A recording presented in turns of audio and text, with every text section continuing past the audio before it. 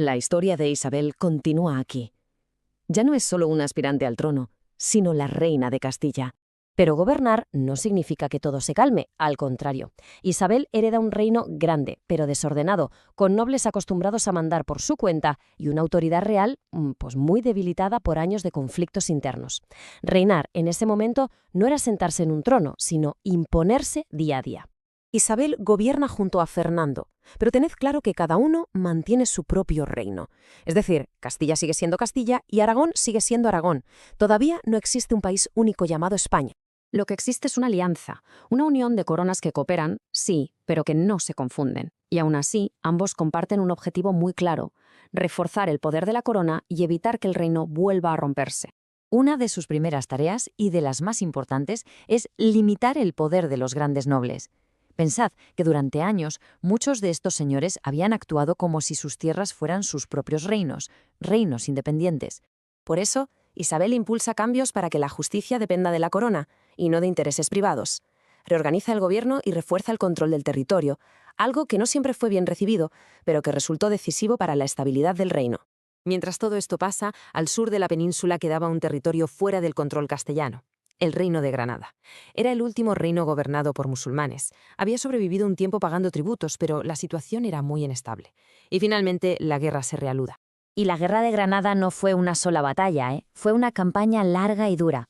Durante años, los ejércitos avanzaron muy poco a poco. Caían ciudades, se negociaba, se volvía a luchar, y así hasta que en el año 1492 Granada se rinde. Con ello termina la presencia de reinos musulmanes en la península, y Castilla amplía definitivamente su territorio hacia el sur. Pero es que ese mismo año ocurre otro hecho decisivo. Tiene que ver con un navegante llamado Cristóbal Colón, que llevaba ya tiempo defendiendo una idea. Su idea era que se podía llegar a Asia navegando hacia el oeste. A muchos les parecía un error. La propia Isabel dudó, consultó con expertos, retrasó la decisión, pero finalmente aceptó apoyar el proyecto. El viaje, sin embargo, no llega a Asia. Llega a un continente desconocido para los europeos. Y a partir de ese momento, Castilla se abre a un mundo nuevo, con consecuencias enormes, profundas, que marcarán la historia durante siglos, tanto dentro como fuera de Europa. El reinado de Isabel también incluye decisiones difíciles. Decisiones tomadas dentro del propio reino. Veréis, en su tiempo, la unidad religiosa se consideraba algo esencial para la estabilidad política.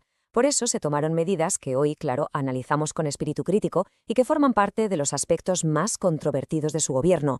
Es importante entender que Isabel actúa según la mentalidad de su época, no según los valores actuales. Y comprender eso es clave para entender la historia con rigor.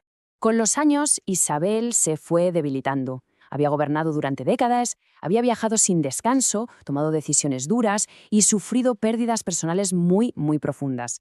Cuando muere, en el año 1504, deja una Castilla muy distinta de la que encontró al inicio de su vida.